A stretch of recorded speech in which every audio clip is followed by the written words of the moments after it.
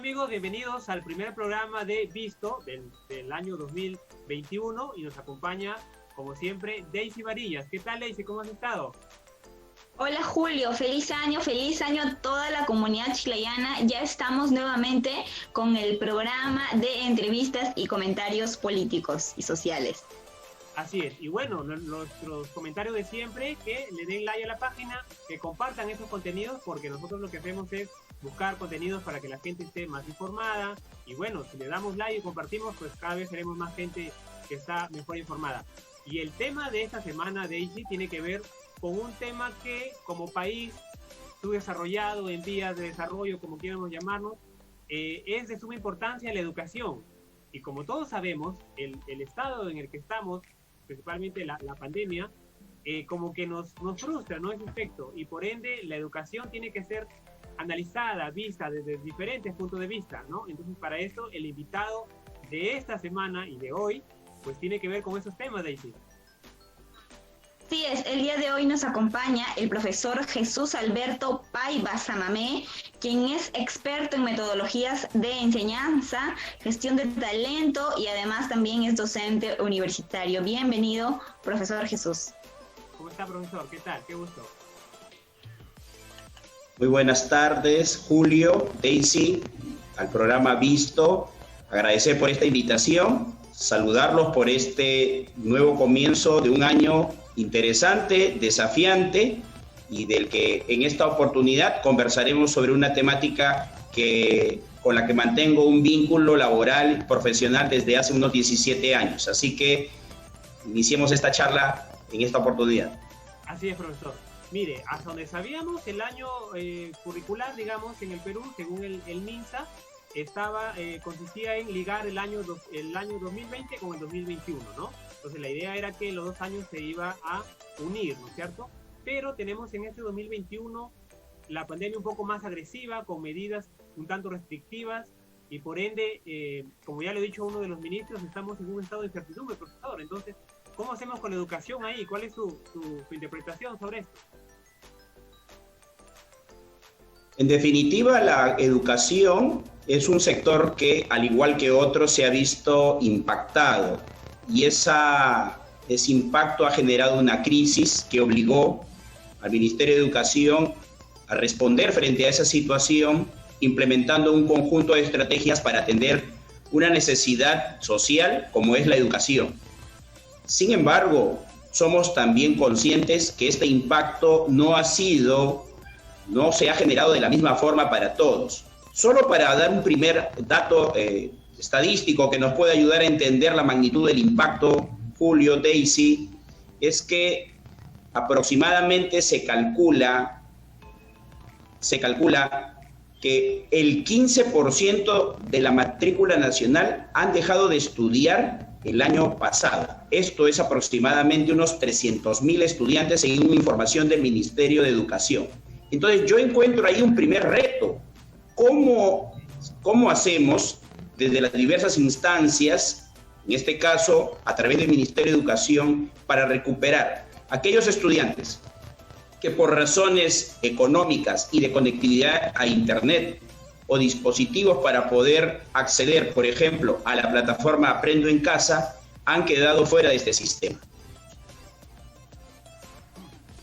Bueno, tu turno, Daisy, por favor. Sí. Profesor, uno de los retos durante este nuevo año va a continuar siendo la educación a distancia, como usted bien lo menciona, y en este sentido cumplen un rol muy importante los padres de familia.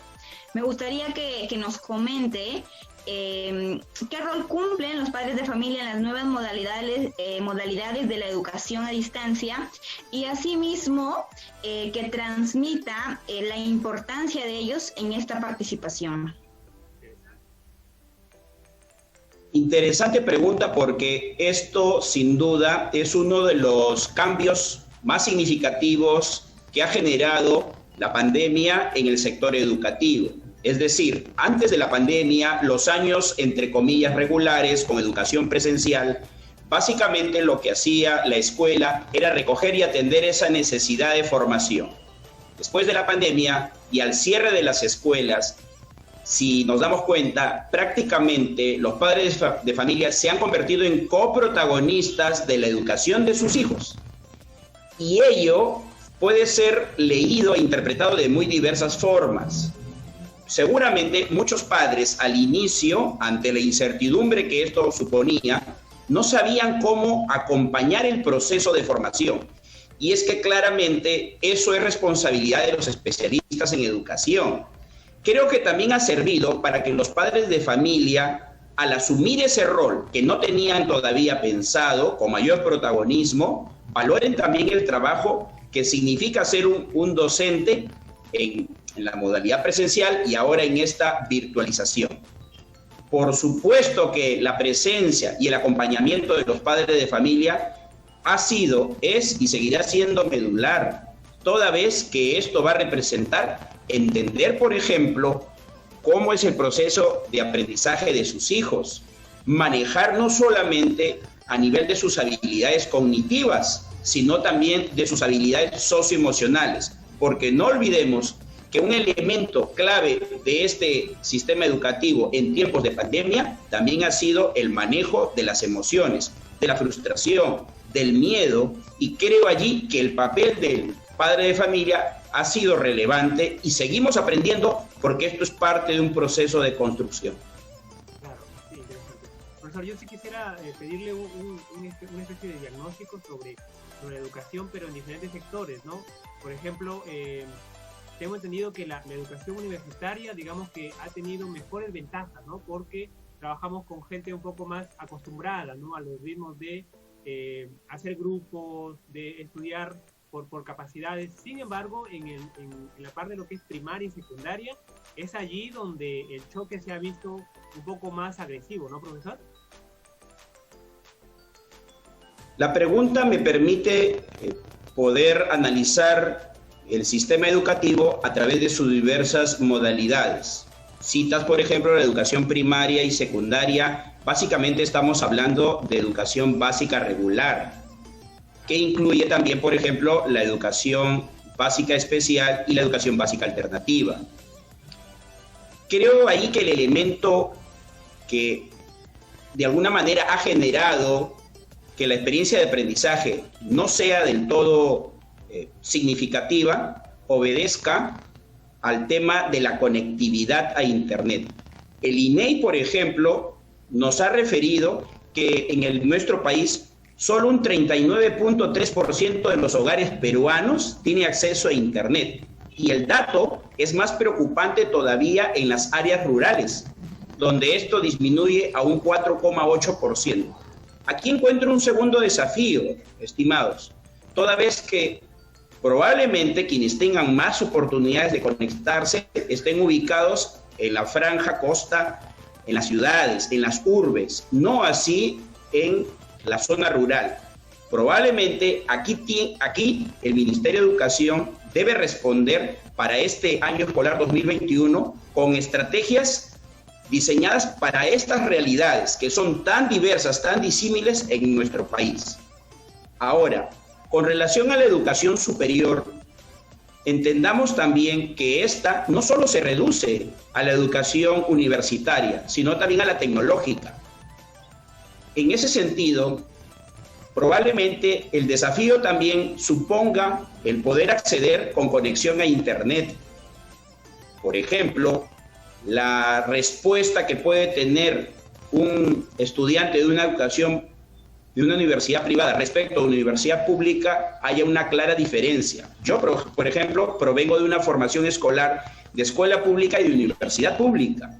Y si me pongo en una situación como la que he vivido, probablemente yo hubiese formado parte de aquellos que no tenían posibilidades para poder acceder a Internet o tener un dispositivo móvil. Sin duda, esto ha marcado la diferencia entre la posibilidad de acceder al sistema educativo o no. Sí, justamente la conectividad ha sido un factor determinante, ¿no, profesor?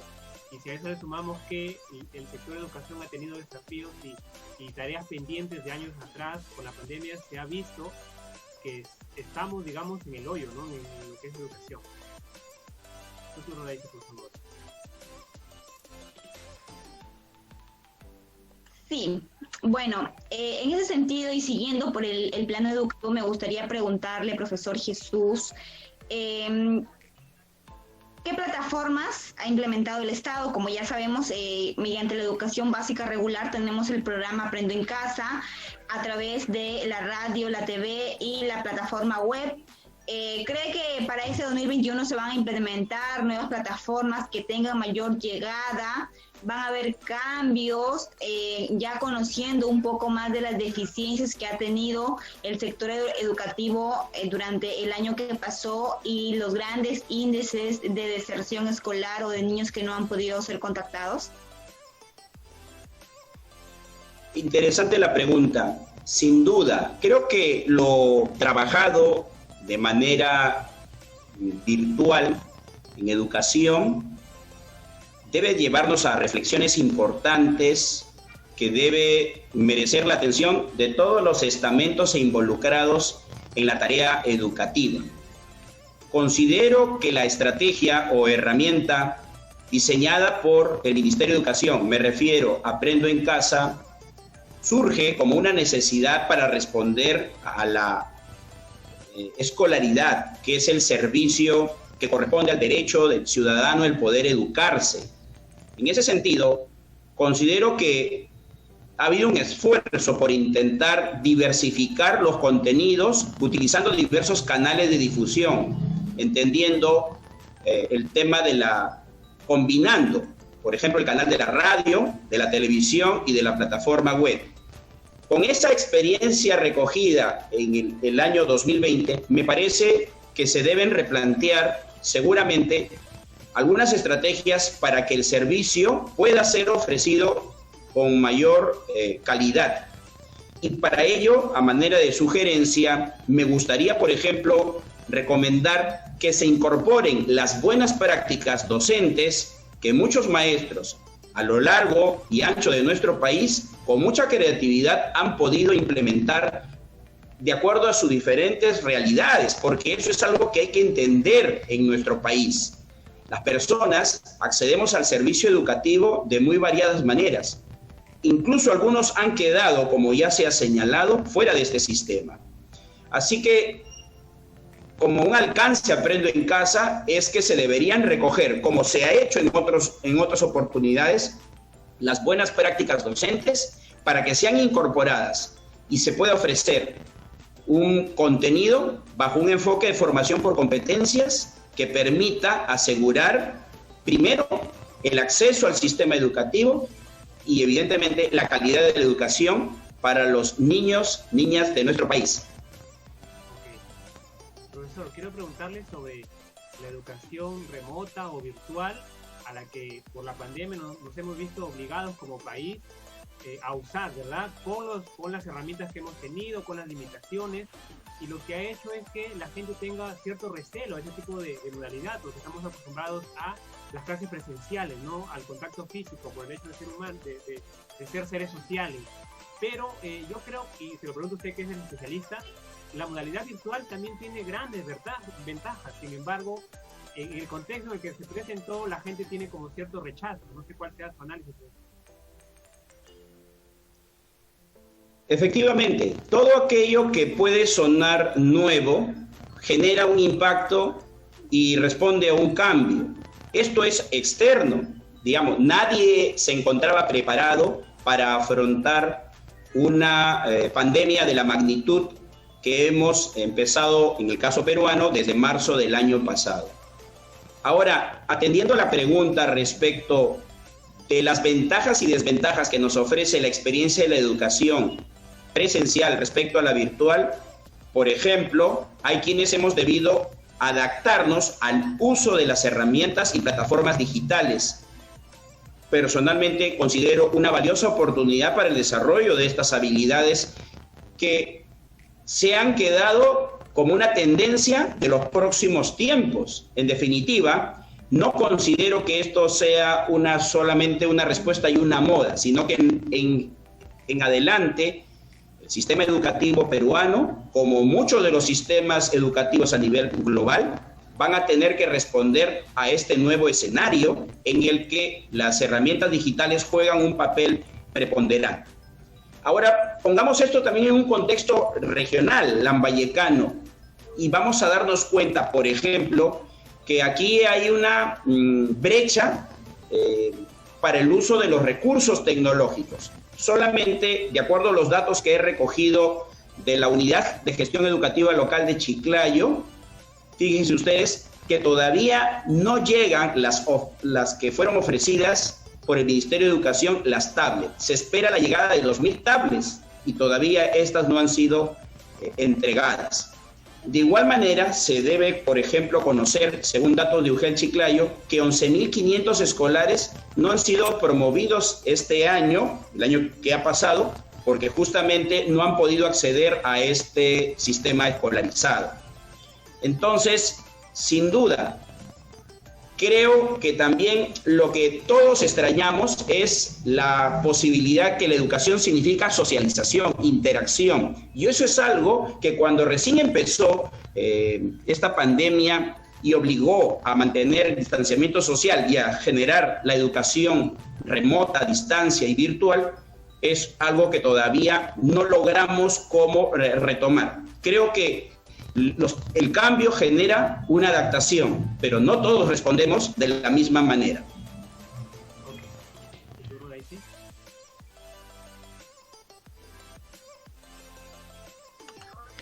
Muy importante todo lo que nos transmite. En ese sentido, me gustaría también preguntarle, con toda la llegada de las vacunas, se está pensando en la posibilidad de que en un determinado tiempo puedan volver las clases presenciales o en todo caso semipresenciales.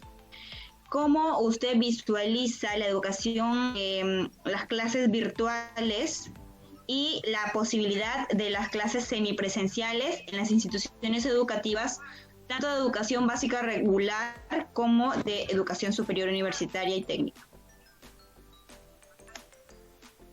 Efectivamente, a finales del año pasado, el Ministerio de Educación se pronunció al respecto con relación al año escolar 2021, que en principio se ha anunciado de inicio de clases el 15 de marzo. Esto entiendo que se va a trabajar de manera gradual y flexible, porque cada situación y cada región va a tener ciertas particularidades. Además, debemos entender que la pandemia es sinónimo de incertidumbre. Hoy mismo, enero, estamos prácticamente ya en una segunda ola, como ha sido declarado por las autoridades competentes. Por lo tanto, yo considero que en el terreno educativo, pensar en un retorno a clases de manera presencial en marzo lo veo un poco utópico, distante. Lo digo porque entiendo que un buen sector de la población escolar y padres de familia van a pensar muy bien el hecho de poder enviar a sus hijos a la escuela. Creo que aquí lo determinante va a ser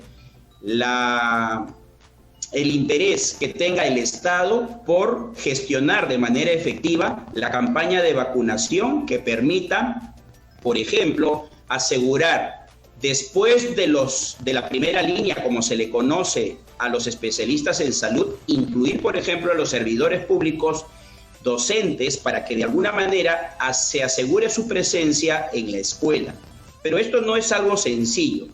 Probablemente la opción de la semipresencialidad sí se pueda gestionar en algunas instituciones educativas, pero también ahí hay otro reto, en el sentido que a nivel de la infraestructura educativa, la logística de los colegios es también muy disímil y por ende, probablemente en algunas escuelas sí se cuenten con los recursos necesarios para poder, por ejemplo, ambientar y contar con los implementos que asegure de alguna u otra manera el distanciamiento social, el uso de la mascarilla, el alcohol y gel en manos, por ejemplo, los trabajadores de la institución educativa.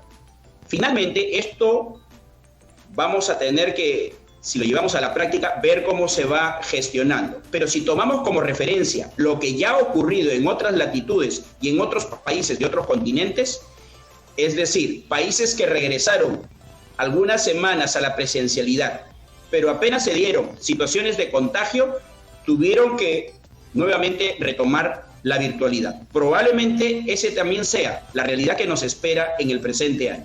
Por lo tanto, lo determinante va a ser la campaña de vacunación contra la COVID-19. Que aún no hay fecha precisa. Profesor, yo quiero preguntarle sobre un interesante artículo suyo publicado en un medio digital titulado Los mejores peruanos para el Bicentenario. Y el 2021 también es una fecha importante para los peruanos porque cumplimos 200 años de independencia.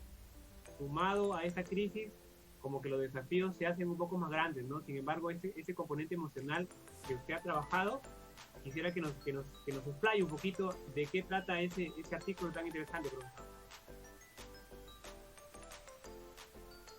Muchas gracias. Hoy día por la mañana escuchaba a través de la radio la presentación que hizo el presidente Sagasti en el marco del CADE. Y él mencionaba, entre otras ideas, que el 2021 debería ser el país de las crisis aprovechadas. Ahora quiero relacionar esta idea que escuché del mandatario para un poco comentarles cuáles son las ideas claves o medulares del artículo que se denominó Mejores Peruanos para el Bicentenario. En definitiva, este es un año muy especial, pero a la vez convulsionado. Por un lado, tenemos desde el año anterior combatiendo contra un enemigo global como es la COVID-19, pero en la coyuntura nacional y local tenemos a puertas ya un nuevo proceso electoral en la que los ciudadanos, los peruanos, elegiremos a nuestras próximas autoridades a nivel congresal y también presidencial.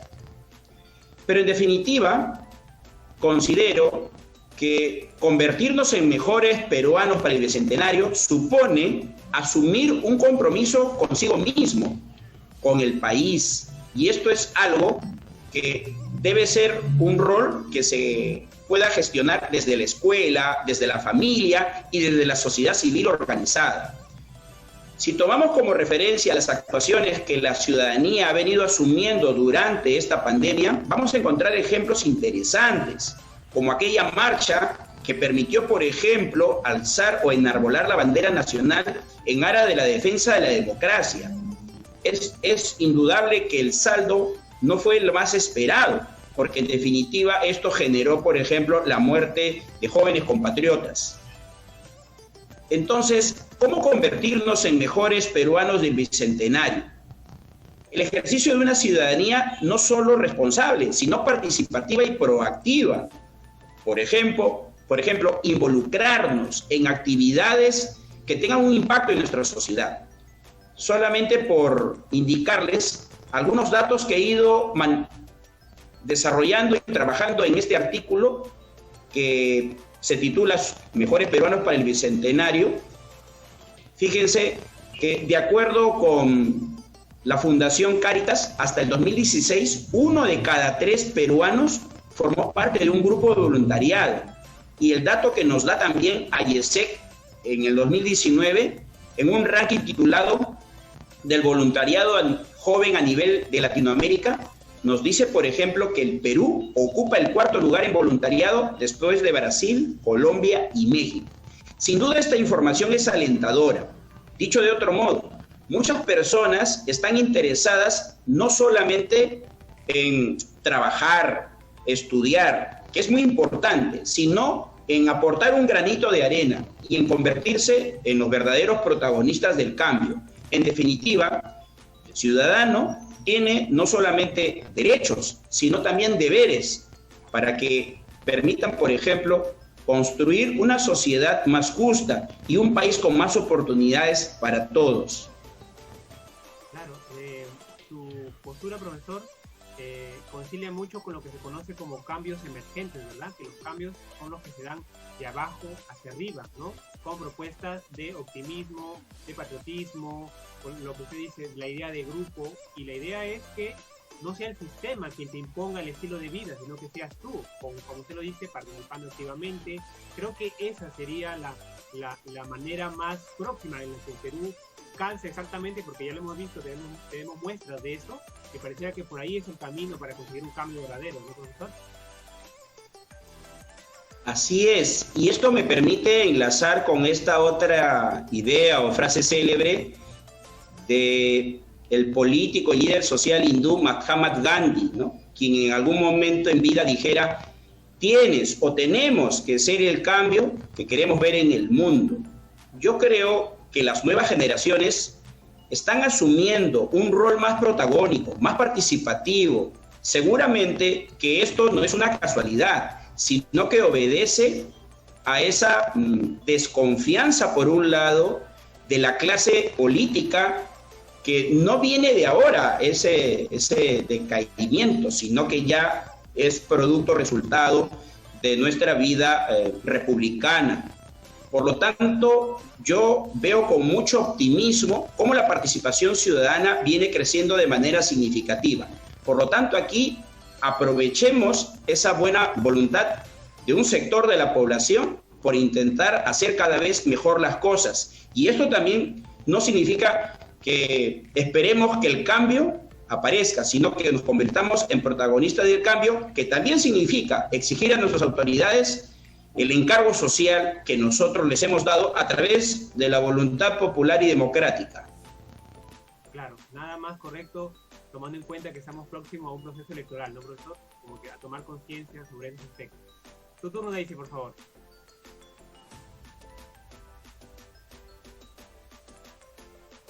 Sí.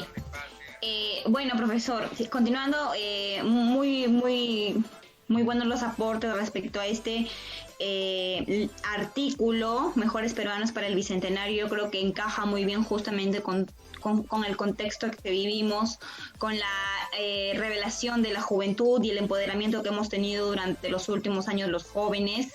En ese sentido, y siguiendo la línea del contexto y la coyuntura educativa que vamos a tener para este año 2021, me gustaría preguntarle en torno a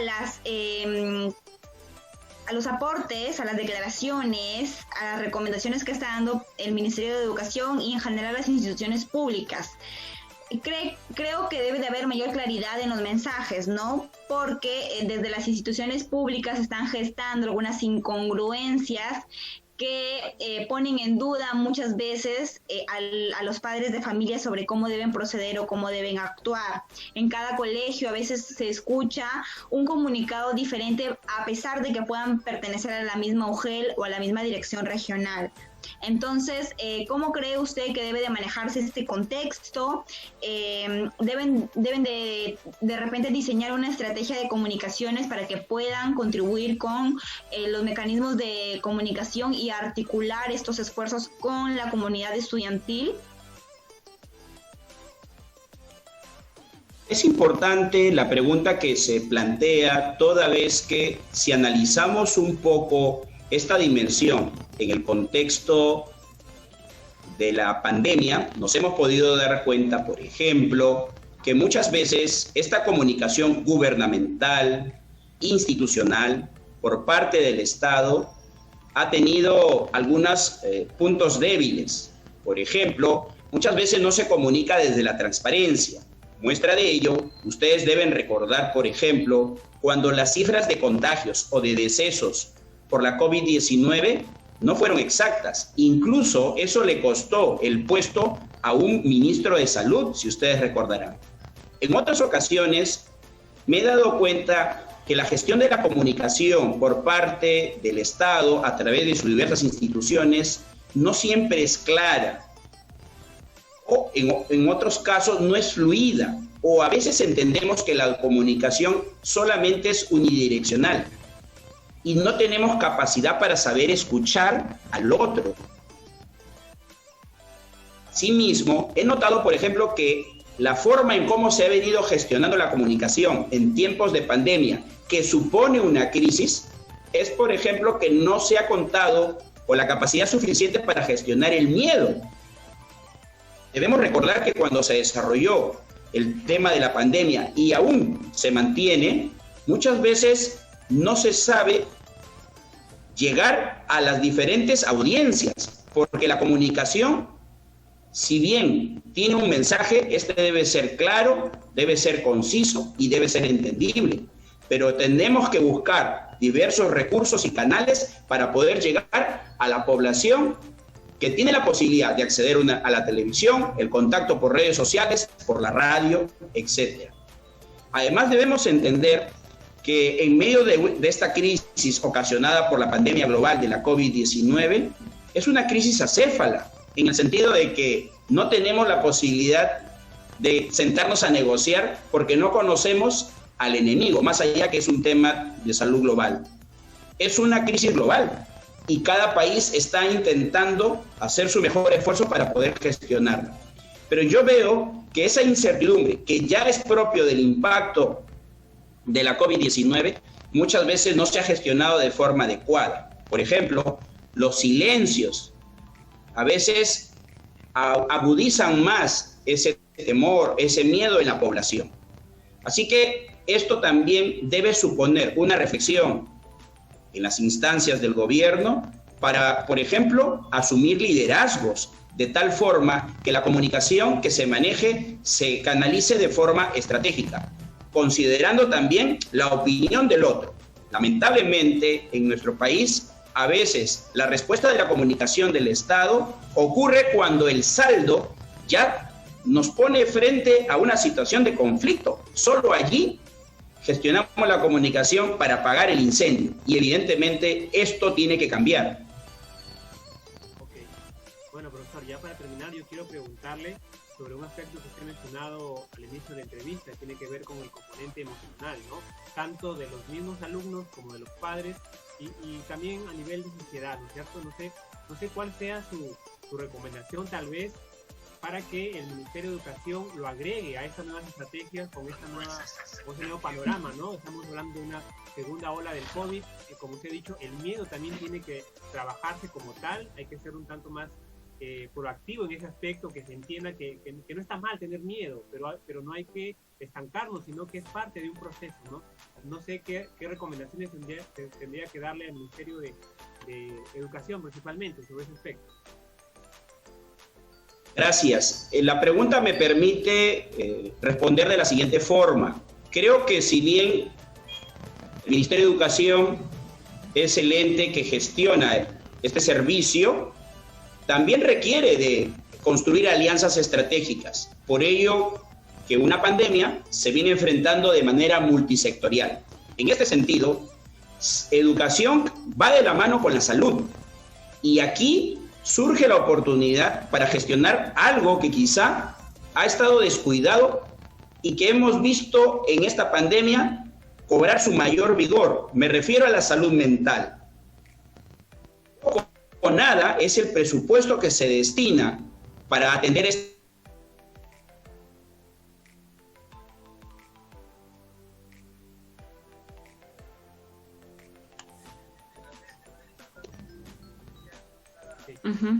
Continúe, profesor. Me preguntaba quizás otras más grandes pandemias, el tema de la salud mental. Por lo tanto, el Ministerio de Educación aquí tiene que dialogar con salud, pero para buscar estrategias que permitan, por ejemplo, dirigir mensajes de seguridad, de confianza a la comunidad educativa, formada por los padres de familia, los estudiantes, los directivos.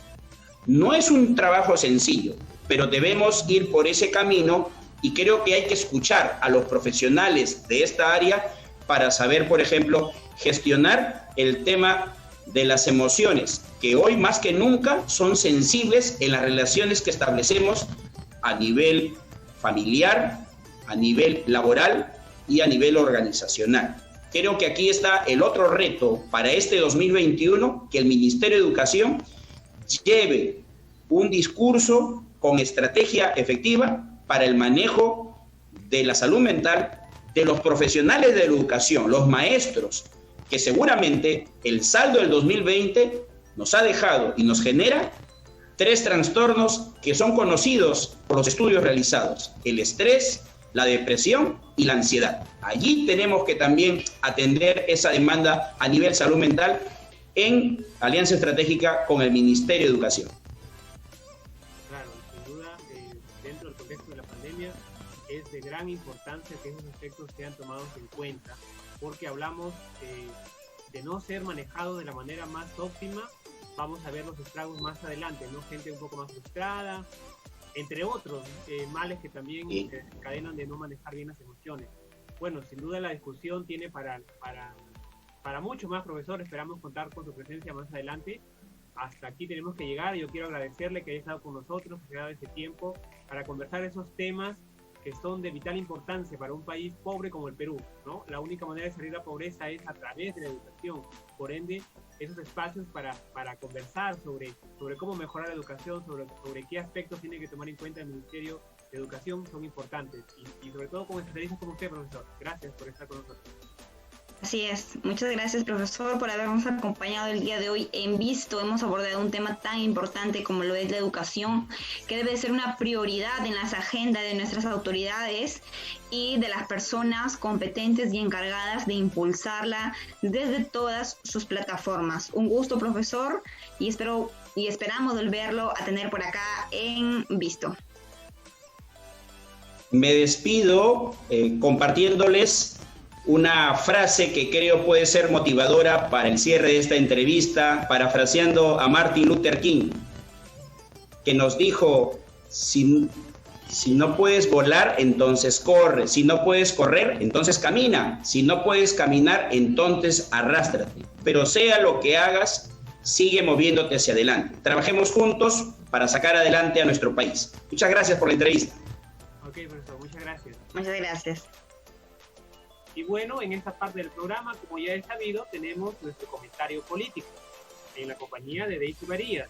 Y los temas que vamos a tratar en esta oportunidad tienen que ver con la automedicación y los llamados grupos antivacunas y anticiencias. ¿Qué tan real es esto, Daisy? ¿Cómo es eso de que algunos candidatos, entre otros, llamados científicos, están promocionando la automedicación? ¿Qué tan correcto es esto, Daisy?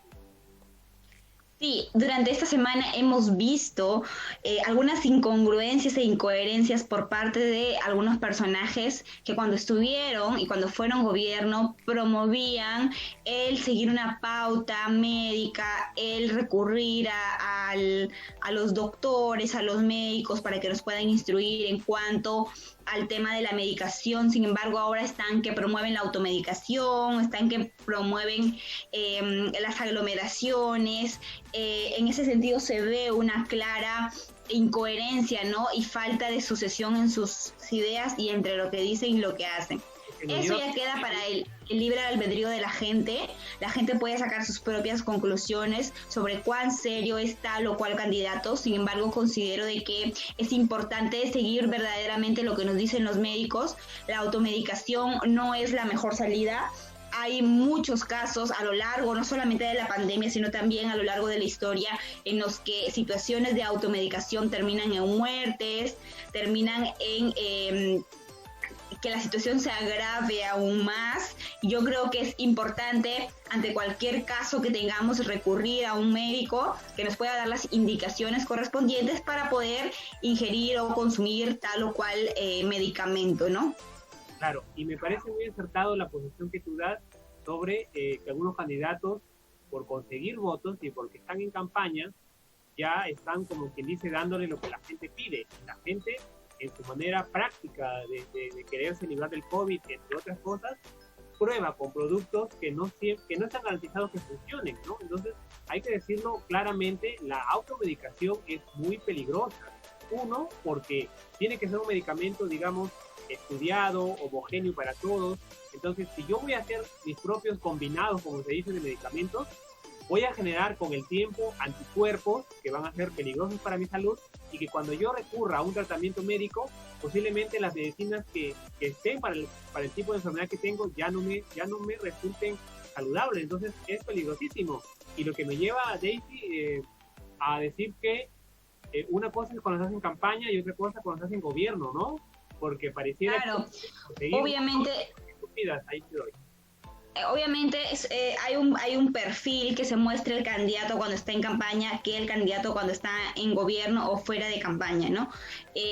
Yo creo que es de gran análisis para toda la comunidad, para toda la población, que justamente nos fijemos en estos detalles, en estas incongruencias, porque nos dejan un claro mensaje, ¿no? Que nos están mintiendo, o desde candidatos o desde gobierno nos estuvieron mintiendo, y desde ya nos debemos de generar una postura crítica ante estas situaciones, ¿no?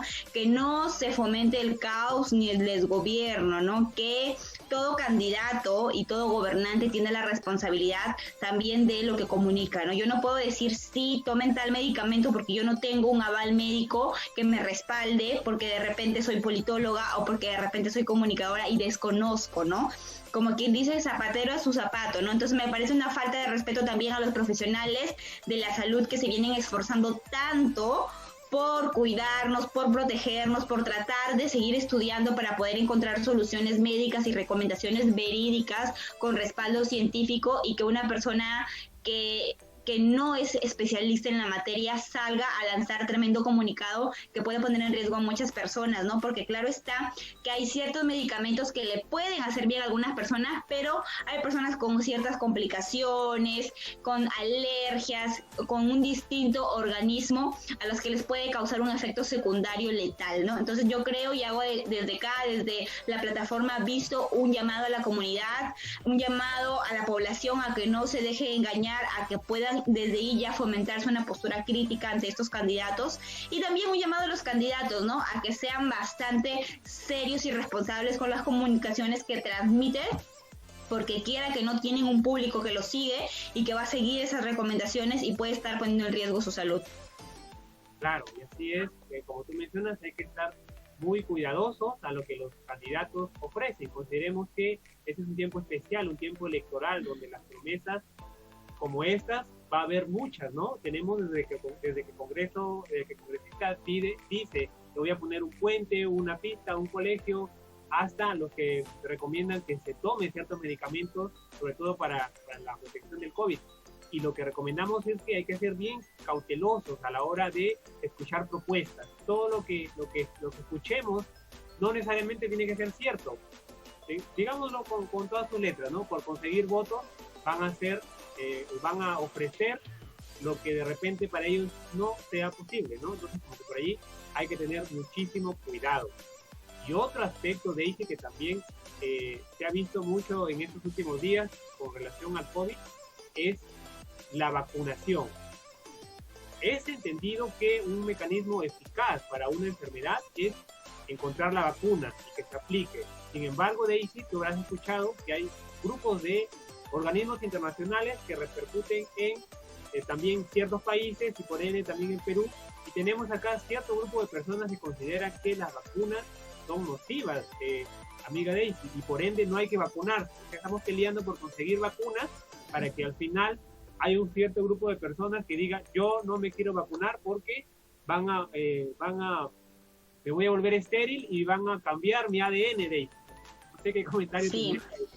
Sí, yo por eso convoco a que la gente se pueda informar mejor, ¿no? Y también a las personas que son influencers o que manejan ciertos canales de información, a que sean bastante responsables en lo que transmiten, incluso a través de redes sociales, a través de las cadenas de WhatsApp. ¿Por qué? Porque hay personas que toman como ciertas estas afirmaciones sin previo análisis y que se genera una postura que puede también traerle algunas consecuencias, ¿no? Mira, nosotros hay que tener algo claro, ¿no? Como ciudadanos y de acuerdo a lo que desde nuestras plataformas podemos investigar e informarnos.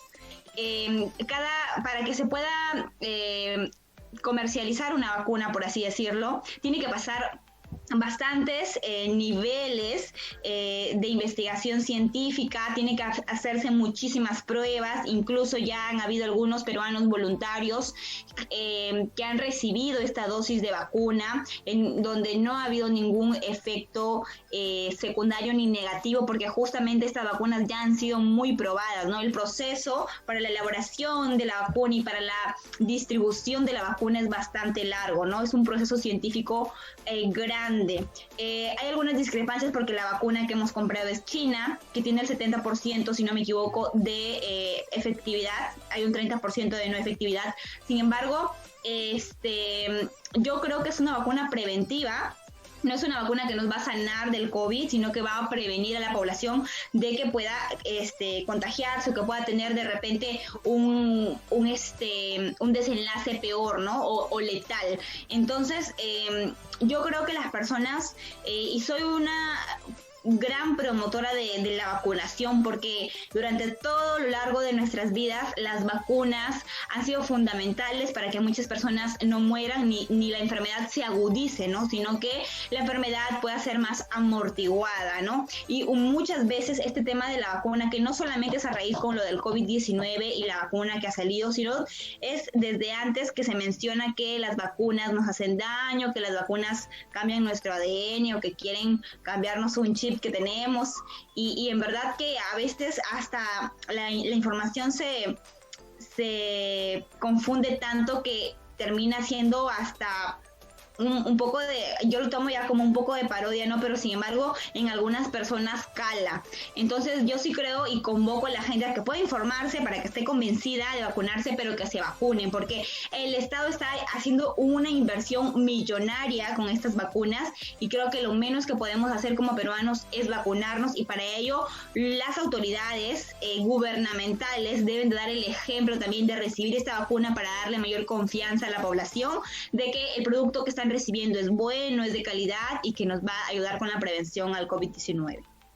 Claro, y como tú bien lo has dicho, Daisy, las vacunas ya se han demostrado que son eficientes, están entre un 70 a 36% de efectividad. El otro porcentaje que no representa esta vacuna se puede controlar con los mecanismos de salud de cada país. Entonces, hay que tomar en cuenta, si nosotros queremos saber por qué la gente cree que vacunarse no es bueno, vamos a los argumentos que ellos tienen. Y ellos dicen, por ejemplo, como tú has mencionado, una vacuna demora entre 5 a 10 años hasta que los estudios se completan, y por ende, esta vacuna que se ha hecho en un corto tiempo y por ende no es efectiva. Miren, ahí habría que decir, amiga Daisy, que lo que tenemos hasta ahora es una vacuna de emergencia. Su tiempo de efectividad es corto, por ende se está hablando de una segunda dosis o una tercera dosis. Lo que tenemos hasta ahora es una vacuna para tratar de reducir al máximo este virus y que no muera tanta gente. Por ende, su efectividad no está al 100%. Basta que sea hasta el 65% para que sea efectiva y que pueda aplicarse en la población. Insisto, el porcentaje de personas que no cubra esta vacuna ya pueden ser controlados por los sistemas de salud. Por ende, como lo ha dicho Daisy, y yo me uno a eso, la única manera de contrarrestar enfermedades, y principalmente la del COVID, es con la vacunación. Por eso que tenemos a todos los países del mundo luchando por una vacuna, para que existan personas que se creen estas tonterías de que vacunarme hace mal o que no está bien. Es muy grave. Y sobre todo, Daisy, si me permites, hay dos motivos por el cual es grave que una persona no quiera vacunarse. Uno, porque es su decisión. Por ende, dicen, si es mi decisión, no me quiero vacunar. Pero como hablamos de política pública y es un enemigo mundial, como lo ha dicho el estado anterior, tienes que tomar en cuenta que el solo hecho que uno no quiera vacunarse está poniendo en peligro al resto de la población. Por ende, que alguien diga que no quiere vacunarse no solo es problema de la persona que así lo quiere, sino que perjudica también al resto. Entonces, ¿por qué estamos luchando para que la gente se vacune? Para que el que no quiera vacunarse siga contagiando a los que sí se han vacunado y siga como un poco infeccioso, digamos así. Por ende, Daisy, yo creo que los esfuerzos tienen que estar no solamente de los medios de comunicación como nosotros, que queremos que la gente tome decisiones más acertadas a través de buena información, sino que también de los organismos adecuados, ¿no? El Ministerio de Salud creo que, bueno, está en otros esfuerzos, digamos, ¿no? Pero también tiene que abocarse a la educación, y no hemos visto comentarios o estrategias serias que apunten a que la vacunación es efectiva sí o sí, y que estas ideas locas de que cambia mi ADN y que me vuelve estéril no son más que falsedades, ¿no, Daisy? Así es, amigo, y justo con lo que mencionabas con respecto a que la vacuna se ha hecho en un corto tiempo, que es ya creo que va a cumplir un año recién, hay que considerar también que cada vez, cada mes, cada año que pasa la tecnología y la ciencia va avanzando mucho más, ¿no? Los avances científicos de ahora no son los avances científicos de hace 20 años, que de repente la vacuna demoraba 2, 3, 4 años en salir, ¿no? Igual como tú mencionas, es una vacuna de emergencia, es muy probable que vamos a necesitar una segunda o tercera dosis. Sin embargo, creo que sí es importante que la tomemos y que la abracemos. Igual, los primeros en vacunarse van a ser los profesionales en primera línea, los profesionales de la salud, la Policía Nacional, y después la prioridad van a ser los adultos mayores, cuyos índices han sido mayores. Sin embargo, hay que recalcar también que ahorita, según información que me llega por parte de los propios centros de salud, es que las principales... El principal número de camas UCI está siendo ocupados por jóvenes. Entonces, ¿esto qué nos indica? ¿Cuál es el indicador de este mensaje? Si antes era los adultos mayores justamente porque eran las personas más vulnerables, las personas que de repente padecían de una u otra enfermedad que complicaba esta situación con el COVID-19, y ahorita las camas UCI las están ocupando los jóvenes, es producto de que hay cierto grado de irresponsabilidad en el sentido de que no nos estamos cuidando porque pensamos que somos inmortales o porque pensamos que el COVID no nos va a hacer absolutamente nada, y estamos saliendo a las calles y estamos yendo a las fiestas. En el fin de año, con las fiestas de fin de año, se vio un gran número de personas que desobedecieron la ley, que le sacaron la vuelta a la ley y que terminaron en fiestas, en reuniones de amigos, y creo que esto ha incrementado, ¿no? Y sigue incrementando. Entonces, hay que pensar un poco en cuidarnos a nosotros mismos, y en ese sentido cuidar a nuestras familias también, ¿no? Porque creo que sería muy doloroso ver que por nuestra responsabilidad alguien que queremos termina siendo perjudicado, y hasta situaciones que ya es mejor no nombrar, ¿no? Entonces, yo creo que hay que abrazar esta situación de las vacunas. En un primer momento no teníamos vacuna. Hay lugares de la región como Chile, como Argentina, que ya han vacunado gran parte de su población. Entonces hay que seguir, ¿no? Los principales países desarrollados ya recibieron la vacuna en grandes cantidades a la población. Y bueno, nosotros que somos un país en vías de desarrollo, en donde estamos recibiendo una vacuna cuya comprobación científica ya ha sido comprobada, entonces yo creo que es importante que nos refugiemos en ello ante esta pandemia que ha dejado ya un gran número de muertos y de personas con secuelas producto de sus consecuencias que provocan, ¿no? Entonces eso sería de mi parte. Y pues a las personas que todavía tienen dudas, informarse, ¿no? Pero recurran a fuentes de información fidedignas y confiables y con respaldo científico, claro que sí.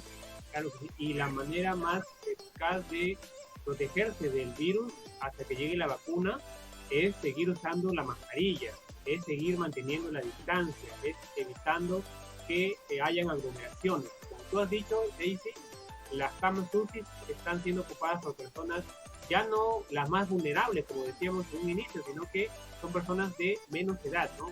50, 40 años, por ahí ya están, digamos, siendo infectados, lo que nos lleva a concluir de que el virus está en todas partes, que puede afectar a cualquiera, sin tomar en cuenta la edad que tenga, ¿no? Entonces, no hay que bajar la guardia, hay que seguir usando mascarilla y soportar de mejor manera hasta que venga la vacuna, como ya se ha planificado para el grueso de la población, digamos, va a estar a partir de julio de este año. En los meses que se citen hasta llegar a julio, se va a ir periódicamente vacunando a personal médico, enfermeras, policías y a los vacunadores, ¿no? Que son en última instancia los que van a salir a vacunar. Entonces, como que por allí tenemos que seguir tomando las precauciones, Daisy, y como lo decíamos, hasta que llegue la vacuna, si no nos protegemos nosotros mismos, vamos a tener que lamentar posiblemente una muerte más, ¿no? Sí, exacto, Julio, así que creo que con esto ya quedamos con un mensaje claro y sobre todo transmitir a la gente un tema de información y responsabilidad. Claro. Bueno, Daisy, hemos llegado a la parte final. Es un gusto siempre estar contigo y tener este programa en esta nueva etapa del 2021, un año donde se cumple el bicentenario, tenemos elecciones, tenemos COVID, tenemos candidatos.